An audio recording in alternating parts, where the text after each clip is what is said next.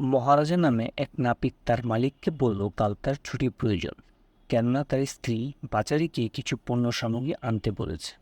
নাপিতের এই কথা শুনে সেলুনের মালিক রাগান্বিত হয়ে বলে, ছুটি পাওয়া যাবে, তবে আজ সকল কাস্টমারদের সার্ভিস তার একা দিতে হবে।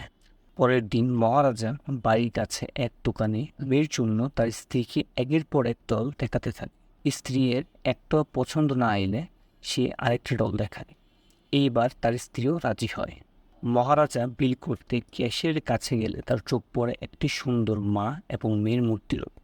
এটার সাথে কিনতে চাইলে দোকানদার বলে, এ মূর্তিটিও বউকে দেখিয়ে দাও, যদি আবার না করে দেয়।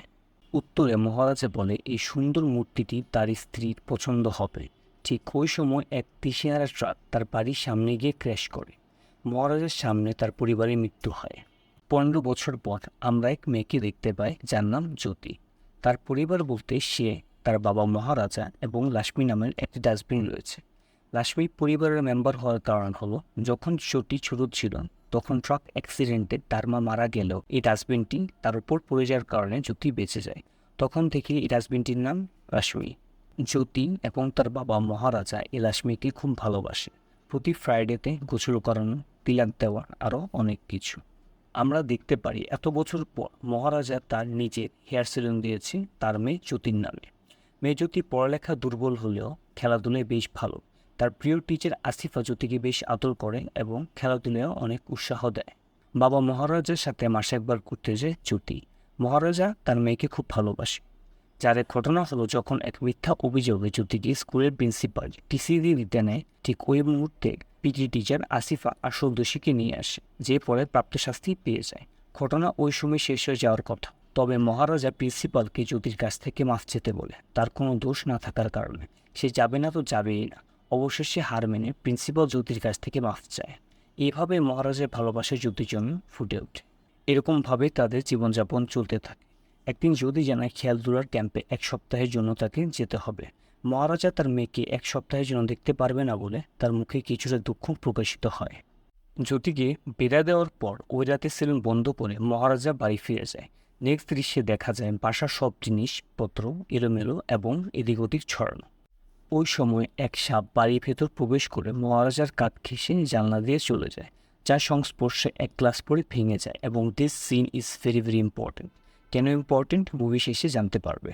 পরের দিন দেখা যায় যে এক রাগেন্দ্র কাউন্সিলর ক্যারোসের দোকানে গিয়ে ম্যানেজারকে মারা শুরু করে, এই বলে যে তার প্রিয় চশমা তারা চুরি করেছে। অনেক মার খাওয়ার পর ম্যানেজার বলতে থাকে সেটা চুরি করেনি। এমন অবস্থায় তাদের আরেক স্টাফ মেম্বার আসেন, যার নাম থানা। থানাকে ম্যানেজার জিজ্ঞেস করলে সে অস্বীকার করে। তারপর ম্যানেজার বলে সে পরশুই জেল থেকে বেল পেয়েছে এবং এই দোকানে তারই সহায়তায় কাজ পেয়েছে। তাদের মধ্যে ঝগড়া চলতে থাকলে কাউন্সিলর থানাকে মারতে শুরু করে দেয়। মারার পর তাদেরকে কালকে সকলের মধ্যে চশমা বিতরণ করতে বলে, জানা করলে পুরা গ্যারেজেই জ্বালিয়ে দেবে। তার যাওয়ার পথে থানা তার দিকে রাগাত দৃষ্টিতে তাকিয়ে থাকে।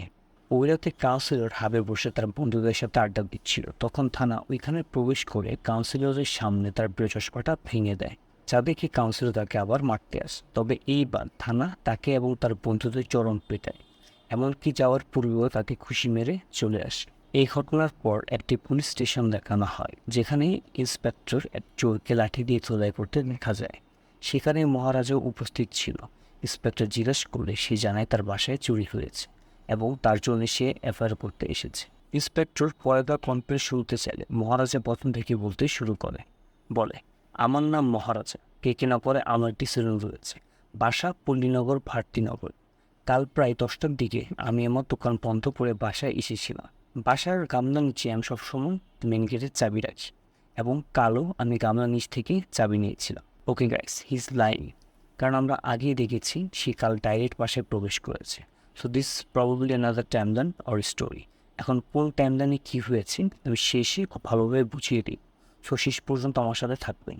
নাও ব্যাক টু দ্য স্টোরি। মহারাজা বলতে থাকেন, বাসার ভেতর প্রবেশ করে লাইটসগুলো অন করি, ব্যাগ নিচে রাখি এবং ড্রেস চেঞ্জ করার জন্য আমার রুমে চলে যায়। ঠিক ওই মুহূর্তে আমার পিছন থেকে একটি সাউন্ড আসে। আমি পেছনে তাকালে দেখতে পাই দুজন মাস্ক পরা লোক।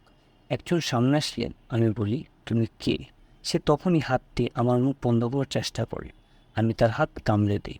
তখন রুমে তৃতীয় আরেকটা লোক এসে রড দিয়ে আমার মাথায় বাড়ি দেয়, যার ফলে আমি নিচে পড়ে যাই। পরে তিনজন একের পর এক আমাকে মারতে থাকে। আমি কিছুই বুঝতে পারি না আমার সাথে কি হচ্ছিল। মারার পর তারা আমার লাশমিকে নিয়ে চলে যায়। মহারাজের পুরো স্টেটমেন্ট শুনে ইন্সপেক্টর এফআইআর বানানোর জন্য লেখা স্টার্ট করবে। জিজ্ঞেস করে লাশমি কত ভুল, অর্থাৎ তিনি ভাবেন লাশমি দ্বারা মহারাজা স্বর্ণকে বুঝিয়েছে। তবে ভুল ভাঙিয়ে দিয়ে মহারাজা বলে লাশমি স্বর্ণ না। তো ইন্সপেক্টর কনফিউজড হয়ে বলে তাহলে? মহারাজা কথা কিছুটা পেঁচিয়ে লাশমির এক ছবি দেখায়, যার মাধ্যমে ইন্সপেক্টর বুঝতে পারে লাশমি আর কিছু না, জাস্ট একটা ডাস্টবিন। ছবি দেখে তো ইন্সপেক্টর পুরাই আগুন। স্বর্ণ না, টাকা নাই, স্ত্রী না, শুধু একটি ডাস্টবিনের জন্য সে পুলিশ স্টেশনে এসেছে এফআইআর করতে। পুলিশদের দ্বারা তাকে বের করতে বলে, তবে মহারাজা যেতে চায় না। টানাটানি করার পর পুরাই পুলিশ স্টেশন আওলাঝালা হয়ে যায়। কিছুক্ষণ পর হাই ইন্সপেক্টর ভারাধারাজান থানায় আসে। তার একটু হিস্টোরি বলতে গেলে সে একজন দুর্নীতিবাজ এবং ঘুষখোর পুলিশ। মহারাজার কাছ থেকে সে আবার পুরো ঘটনা শুনল। ইন্সপেক্টর ভারাধারাজান কোনো ক্লু জানার জন্য কয়েকটা কোয়েশ্চেন্স আস্ক করে, যার উত্তরে মহারাজা জাস্ট একটার আনসার দেয় যে তিনজন লোকের মধ্যে তিনজনই মাস্ক পরেছিল। অবভিয়াসলি তিনিও রাগে মহারাজাকে পিটিয়ে থানা থেকে বের করার আদেশ দেয়। সে তো কোনোভাবেই যাবে না। জোর করে পুলিশ স্টেশন থেকে বের করে গান পয়েন্ট করলে মহারাজা যেতে বাধ্য হয়। সে চলে গেছে ভেবে পুলিশরা আনন্দে উচ্ছ্বাস করলেও তা বেশিক্ষণ ভাগ্যে জুটেনি। মহারাজা আবার আসে এবং এইবার সবার সামনে ইন্সপেক্টরকে 40,000 টাকা অফার করে এবং বলে কাজ শেষ হওয়ার পর আরও 5 লাখ টাকা দেবে। এইবার ইন্সপেক্টর দেয় কষার চর সবার সামনে ঘুষ অফার করার জন্য। ডাইরেক্টলি না নিয়ে হাওয়ালদারের মাধ্যমে টাকাগুলো নেয় এবং এইবার ভালো মতো লাশমিকে খোঁজার ইনভেস্টিগেশন শুরু হয়। পুলিশরা মহারাজের বাসার সব কিছু ভালো মতো তল্লাশি দেয়, তার সিলনে খোঁজ নেয়, তবে কোনোগুলো পায় না। এক পর্যায়ে আলমারিতে ব্যাংক সেভিংসে 15 লাখ টাকা দেখলেন পুলিশদের লোভ আরও বেড়ে যায়। ইন্সপেক্টর ভারাধারাজান ইনডাইরেক্টলি মহারাজাকে তার ইঙ্গিত দেয়, ফলে মহারাজা আরও 2 লক্ষ টাকা যোগ করে টোটাল 7 লাখ দেওয়ার কথা দেয়। নেক্সট দৃশ্যে নতুন দুজনকে দেখা যায়, যাদের নাম সেলভান ও সাবরি। আসলে তারা চোর এবং মানুষের বাসায় গিয়ে তাদের স্বর্ণ গয়না টাকা পয়সা চুরি করে, আর যদি তাদের চেহারা কেউ দেখে ফেলেন তবে তাদেরকে মেরে ফেলে। তারা এই বাসার সব ভ্যালুয়েবল জিনিস চুরি করার পর যখন সাবরির চোখ ভিক্টিমের মেয়ের দিকে পড়ে, তখন তার মা অনেক বিনতি করতে থাকে যেন তার মেয়েকে ছেড়ে দেয়। তারপরও সে ওই মেয়েকে নিয়ে ধর্ষণ করে মেরে ফেলে। এমনকি তারা এত খারাপ যে যাওয়ার পূর্বেও বাড়িটিকে পুরোই পুড়িয়ে দেয়। সেলভাম বাড়িতে গেলে তার বউ এবং মেয়ে আম্মুকে দেখা যায়। সেলভামের এই কৃতকর্মের ব্যাপারে তার বউ কিছুই জানে না। মেয়েকে কোলে নিলে আমরা দেখতে পাই যে আম্মুর পেছনে এক বড় ঘা রয়েছে। তো এই সিনটা অনেক ইম্পর্ট্যান্ট, মনে রাখবে। সেলভান ওই বাসা থেকে চুরিকৃত এক শপিস বের করে আম্মুকে দিতে চাইলে সে নিতে চায় না। তো সেলভান ওই শপিসটা একটি ডাস্টবিনে ফেলে দেয় এবং এটাই সেই ডাস্টবিন যা মহারাজা পাগলের মতো খুঁজছে এবং যার জন্যে সে পুলিশকে 7 লক্ষ টাকা পর্যন্ত অফার করেছে। অপরদিকে মহারাজাকে পুলিশটা খুব খারাপভাবে ব্যবহার করতে দেখা যায়। টাকা দিয়ে সবার জন্য বিরিয়ানি আনানো, গাড়িতে পানি দেওয়া, কোথায় কোথায় থাপ্পড় দেওয়া, এমনকি তারা মহারাজাকে কাছরা টিপা বলে ডাকে। তার সাথে জ্যোতিয়ের স্পোর্টস ক্যাম্পের কিছু সিন দেখা যায়। সে ওইখানে ভালো মতোই কম্পিট করছে, সাথে আনন্দও। এইদিকে আবার সেলভাম তার কুকর্ম শুরু করে নতুন বাসায়। অন্যের বাসায় চুরি করে সেখানে রান্না করে খাওয়া তাদের স্টাইল। মেয়ে আম্মুর পিঠ আগুনে পুড়ে গেলে মলম লাগাতে সেলভামকে দেখা যায়। ইন্সপেক্টর ভারাধারাজান লাশমিকে অনেক খোঁজাখুঁজির পর না পাওয়ার কারণে এইবার সে তার এক রেপ্লিকা বানাতে আদেশ দেয়, যার জন্যে নাল্লা শিবমও এই ইনভেস্টিগেশনে যোগ দেয়। যে গুন্ডা, তবে তার পাশাপাশি পুলিশের ইনফরমেন্ট হিসেবে কাজ করে। উক্ত পুলিশ স্টেশনে কার গ্যারেজের ম্যানেজার আসে, কেননা তার স্টাফ থানা 2-3 দিন ধরে মিসে। মহারাজার পাশে তার ছবি নিয়ে বসলে মহারাজার এক্সপ্রেশন কিছুটা পরিবর্তন হয়। তার ফ্ল্যাশব্যাকে ওই দিন দেখানো হয় যেদিন তার বাসার সব কিছু এলোমেলো ছিল। মহারাজা চোখ খুললে এক গাড়ির রিসিট চোখে পড়ে, যা ফলো করে সে এক হাবে যায় যেখানে ওই পূর্বের কাউন্সিলর ছিল। রিসিটের গাড়ি তার নাকি জিজ্ঞেস করলেন, তিনি হেসে বলেন, ওই চোরগুলাকে তোরও কান কেটে ফেলেছে। মহারাজা চোরগুলা কে, কোথায় পাওয়া যাবে বললে কাউন্সিলর মস্কারা করে তাকে সেখান থেকে চলে যেতে বলে। ওই সময় থানা চলে আসে এবং ওইভাবে পিটায় যা আমরা পূর্বেই দেখেছি, অর্থাৎ ওই দিন মহারাজও উপস্থিত ছিল। ধানা মেরে বাইকটি চলে যেতে থাকলে মহারাজাও তাকে ফলো করতে থাকে। বিষয়টা বুঝে গেলে সে কল করে অন্য গুন্ডাদের ব্যবস্থা করে। বাইকটা তার আস্তানায় নিয়ে গেলে মহারাজাও তার পিছু করে আসতে থাকে। ধানার লোকেরা মহারাজাকে ধরে ফেলে তাকে মারতে থাকে। ধানা এক পর্যায়ে তাকে দেখে এবং মহারাজাকে ইঙ্গিত করে বলে, তোকে তো ওই দিনই মেরে ফেলা উচিত ছিল, না মেরে আমি ভুল করে ফেলেছি। যা দ্বারা আমরা বুঝতে পারি ওই দিন যে 3 লোক তার বাড়িতে এসেছিল তার মধ্যে এক ধানা ছিল। ধানা তার বৌদ্ধদের মহারাজার হাতটা কাটতে বলে। যেই সে হাতটা কাটতে নেবে ঠিক ওই সময় মহারাজার এক ভয়ঙ্কর সাইট আমরা দেখতে পারি। সে এক এক করে সবাইকে ধরে করতে থাকে। ধানাকে ধরে মহারাজের পিটিয়ে এক ধারো জায়গায় আটকে দেয় এবং জিজ্ঞেস করে বাকি দুজন কে ছিল। সেই সময় থানা ভেবে নেয় যে নাম না বললেও মরবে, বললেও। তাই সে শুধু একটি হিন্ট দেয়, যা হলো বাকি দুজনের মধ্যে একজন পুলিশ স্টেশন রয়েছে বলে সেখান থেকে পালিয়ে যাওয়ার চেষ্টা করে। সে ঠিক চলেই যাবে, মহারাজা এক ধারালো চাবাটি নিয়ে এক কোপে থানার মাথা শরীর থেকে আলাদা করে দেয় এবং চিৎকার করে বলে পুলিশ স্টেশনে গিয়ে আরেকটারও সেম অবস্থা করবে যা তার সাথে করেছে। ফ্ল্যাশব্যাক থেকে প্রেজেন্ট টাইমে ফিরে আসলে মহারাজার পাশে বসে থাকা কাউন্সিলরের পিঠে হাত দিয়ে তাকে সান্ত্বনা দেয়। বাহিরে গাড়ি দিয়ে মার খাওয়া কাউন্সিলর আসে তার উকিল নিয়ে। ইন্সপেক্টর ভারাথারাজানকে ওই ম্যানেজার ও কাউন্সিলর তাদের কমপ্লেন জানায় থানার মিসিং ইসরিফ নিয়ে। পুলিশ তার ব্যাপারে কোনো ক্লু জানতে চাইলে কাউন্সিলর জানায় ওই দিন থানা ছাড়াও আরেক লোক এসেছিল। নাম জিজ্ঞেস করলে সে কোনোভাবে মহারাজার নাম মনে করতে পারছিল না। একটু পর কিছু মনে পড়লেও ভুল নাম বলে। এইদিকে কনস্টেবল ও নাল্লা শিব লক্ষ্মীর রেপ্লিকা বানাতে পারে এমন এক লোকের খোঁজ করা শুরু করে দেয়। কয়েকটা দোকান পার করে একটি ভালো কারখানায় আসে, যেখানে পরশু তাকে আসতে বলে লক্ষ্মীর মতো দেখতে সেম ডুপ্লিকেট পাওয়ার জন্য। আরেকদিকে আম্মুর আপকামিং বার্থডের জন্য সেলভাম ও তার স্ত্রী জুয়েলারি শপে অনেক চেন দেখতে থাকে, যেখানে আম্মুর একটি পছন্দ হয়। খুব এক্সপেন্সিভ হওয়ায় তার স্ত্রী না করা সত্ত্বেও সেও চেনটা অর্ডার দেয়। যে লোক অন্যের সংসারে আগুন দিয়ে তাদের জীবন নিয়ে খেলা করে, তার জন্য নিজের পরিবার যেন প্রায় চোখ বিয়ে। আম্মু বড় করে যা হতে চাবে সে তাই হবে। তার জীবনে কোনো সময় কোনো রকম আর্থিক সমস্যা হবে না বলে প্রতিশ্রুতি দেয় বাবা সেলভাম। বার্থডে চলে আসে।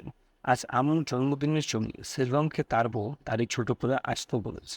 বাইক দিয়ে আসার সময় পথে মধ্যে মহারাজার সেলুনে গিয়ে তারই ছোট করতে লাগবে।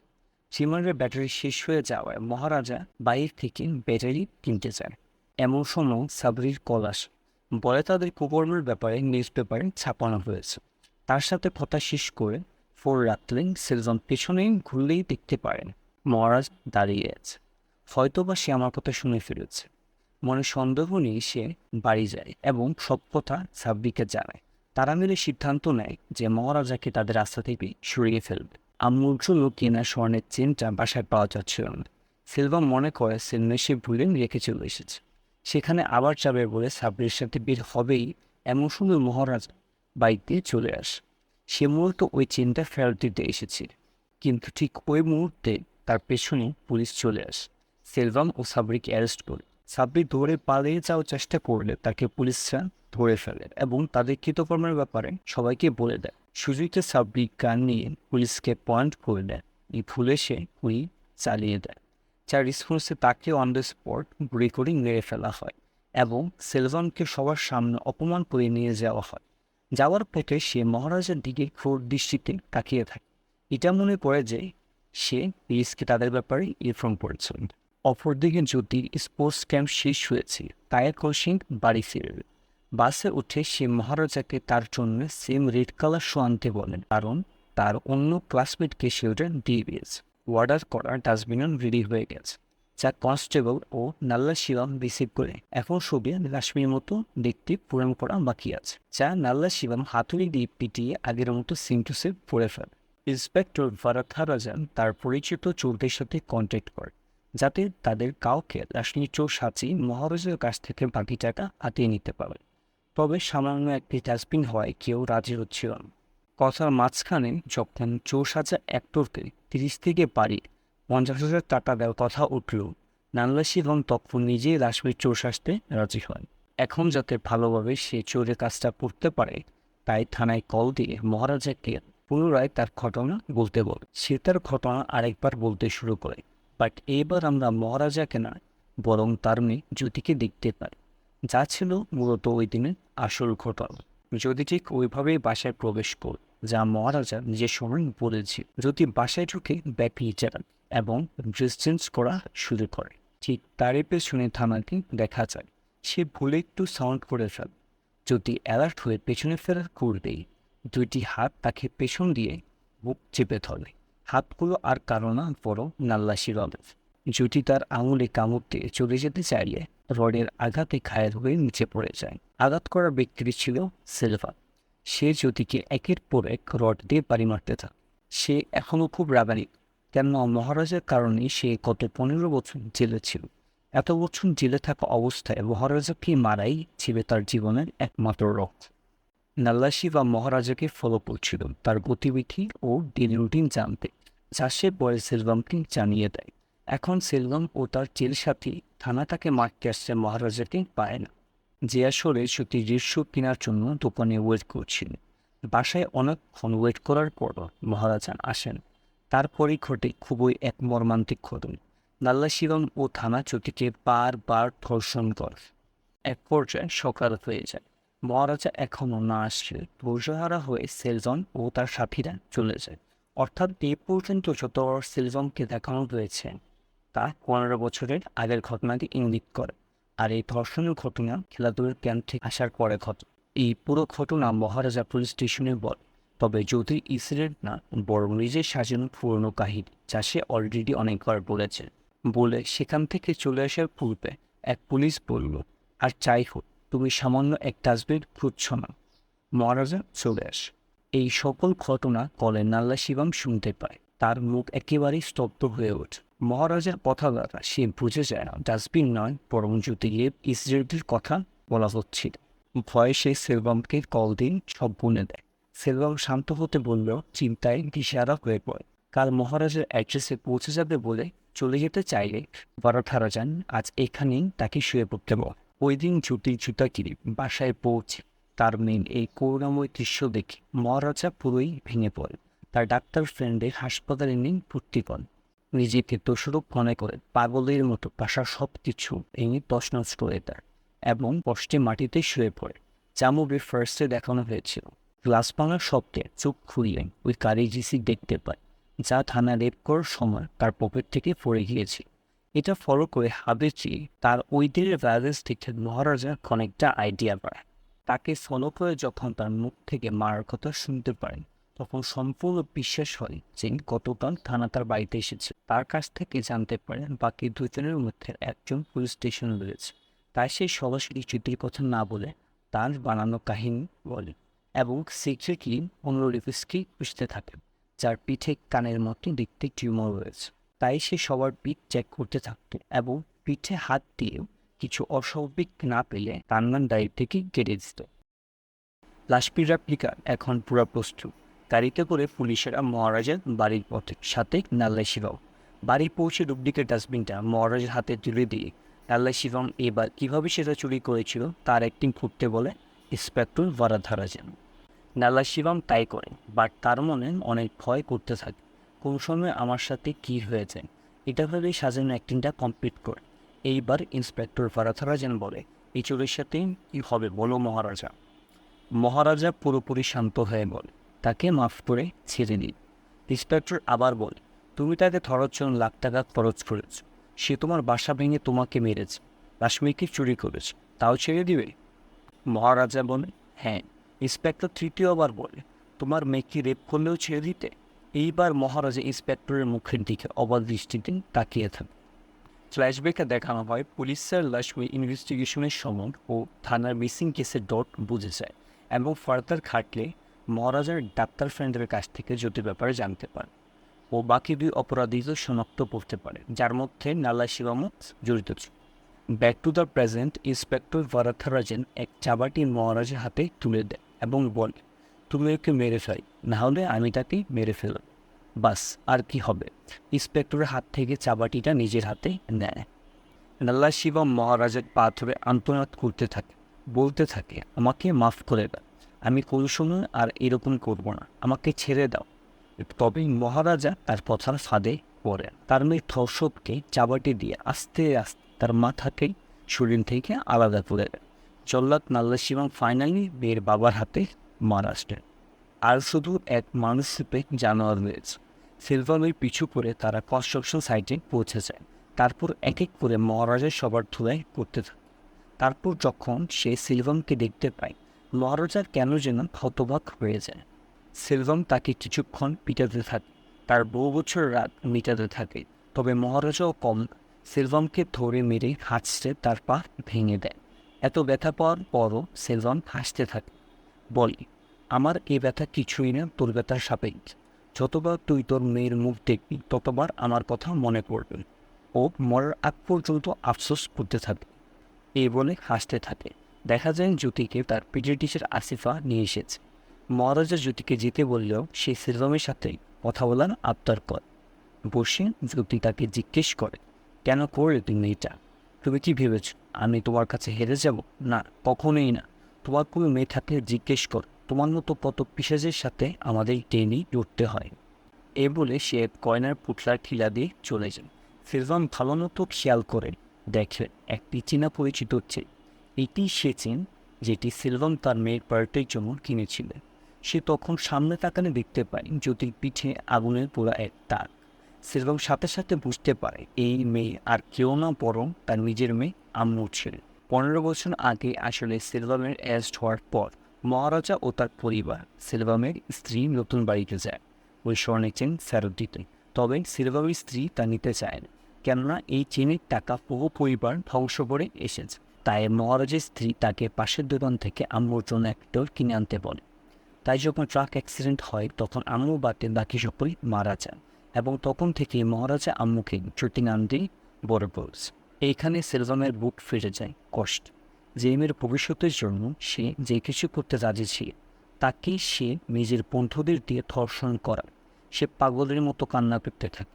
মহারাজার পাথর বলতে থাকে, একবার, শুধু একবার আমি আমার মেন আম্মুর সাথে কথা বলতে চাই।